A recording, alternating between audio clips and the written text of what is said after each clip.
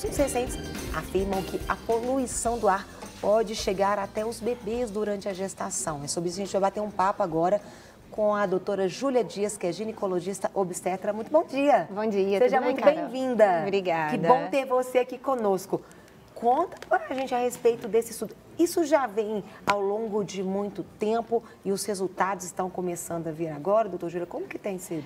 Não, na verdade, esse estudo especificamente foi um estudo pequeno, mas foi um estudo que mediu a quantidade de algumas partículas que estão presentes na poluição do ar, na placenta de algumas mães. Olha. Mas foram só 5 placentas estudadas, então ainda é precoce para a gente determinar que isso realmente acontece.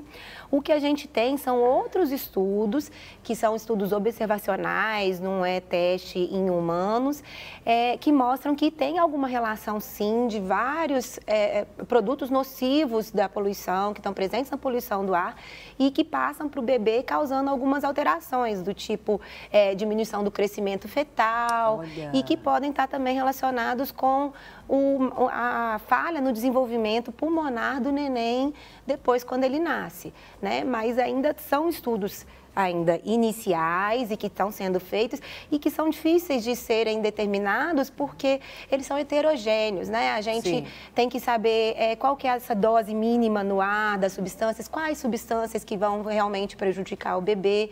Então, a gente tem toda uma parte precursora dessa informação, mas ainda nada muito definido para a gente poder bater o martelo que realmente tem uma associação.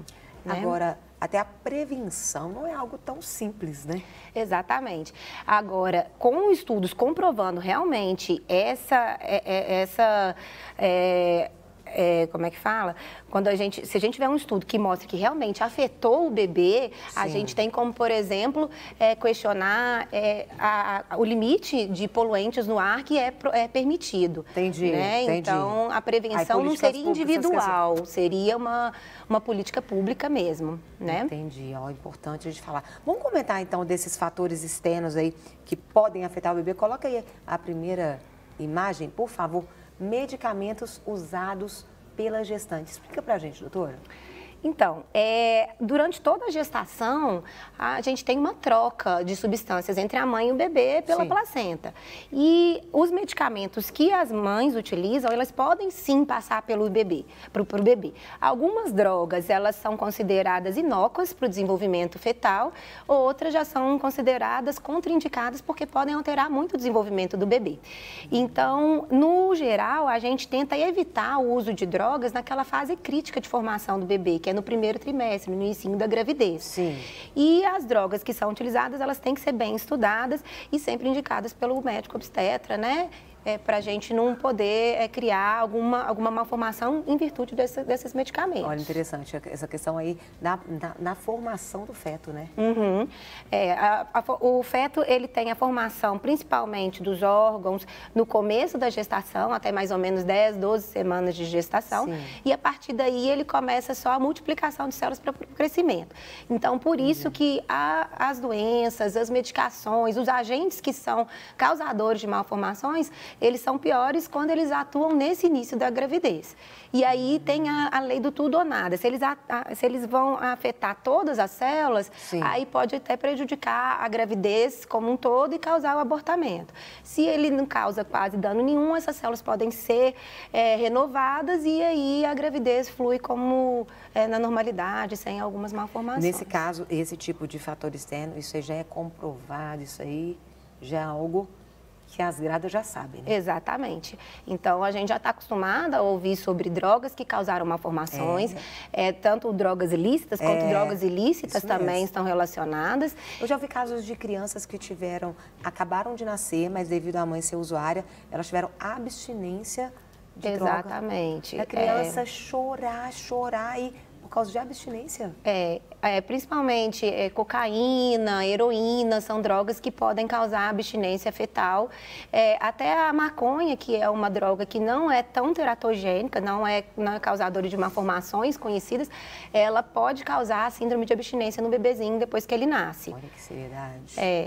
E uma droga que é muito difundida, que é o álcool mesmo, ele pode também causar problemas no bebê. Então, não existe nenhuma dose segura do álcool durante a gravidez. Então, tem gente que fala assim, vou tomar só uma dosezinha na gravidez. Não faça isso. Não faça, porque não tem nada comprovando que não vai prejudicar. É claro que a síndrome alcoólica fetal, que é mais grave, que tem malformações expressivas, formação do coração, do cérebro, isso aí precisa de doses maiores de álcool. Sim. Mas as doses pequenas já podem prejudicar a cognição do bebê, causar assim, hiperatividade na criança quando ela nascer.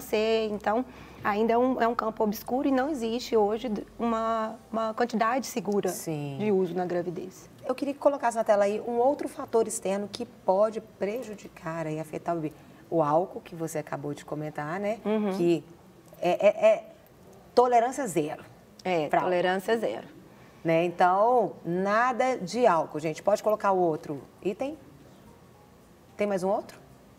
Doenças infecciosas maternas. É muito comum? Quais são as comuns? É muito comum. A maior parte das malformações no bebê, elas são de origem genética.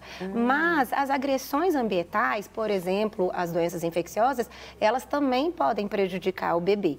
E as doenças que a gente está mais acostumado, que causam malformações expressivas, são, por exemplo, a toxoplasmose, o citomegalovírus. E, recentemente, a gente teve o Zika, né, que causou a microcefalia nos bebês. Hoje, a gente tem uma redução desse índice, mas também é um patógeno que está relacionado com essa malformação. A toxoplasmose é cães e gatos? É de gatos. De gato. Isso. A segunda é de quê? O citomegalovírus, ele é uma virose muito comum em berçários, em crianças. É uma virose transmitida pelo ar mesmo, mas que para o adulto não vai causar nenhum transtorno maior, mas para o bebê ela pode causar malformações muito importantes. Malformação cerebral, malformação ocular, então malformações importantes. Olha, gente, aqui aprendendo aqui fatores externos que afetam aí a criança, o bebê aí dentro do ventre aí mesmo, hein? E tem mais um outro que eu queria que colocasse. Estado emocional materno. Isso aí total, né? Então, essa é a pergunta mais frequente no consultório, né? Falar, doutora, eu estou muito nervosa, vai afetar o meu bebê. Não existe comprovação científica que o bebê sente o que a mãe está sentindo. Então, se a mãe está nervosa, se a mãe está triste, o neném está sentindo isso. O que a gente tem comprovação é que o mal-estar da mãe, por algumas circunstâncias, então depressão ou então ansiedade extrema, pode prejudicar a gravidez como um todo. Então, uma paciente que tem muita ansiedade pode ter hipertensão gestacional, pode ter parto prematuro e a gente vê também os vômitos frequentes na gravidez, que a gente chama de hiperemese, podem estar relacionados também, por exemplo, com a não aceitação da gravidez, com o estado de humor deprimido, né? Então, tem essa influência na gestação. Se influencia diretamente o bebê, aí a gente não tem essa comprovação ainda. A gente escuta falando que a partir do 6º mês, do 6º ao 9º mês, o bebê e a mãe são uma coisa só, dentro da psicologia e tudo. Isso aí é mais na parte da psicologia mesmo. Na parte bioquímica, na parte fisiológica, a gente não tem essa comprovação, igual eles estão fazendo da poluição, que achou na placenta essas partículas dissolvidas, né? No caso do estado emocional, a gente não tem como... É bem difícil essa comprovação, né? A gente tem que fazer um estudo bem comprido, acompanhando o bebê e tentando tirar aqueles fatores que poderiam ter influenciados além do estado emocional da mãe. Me veio aqui uma história, o susto na mãe afeta o bebê. Eu conheço histórias de mães que perderam filhos. É comum a paciente falar...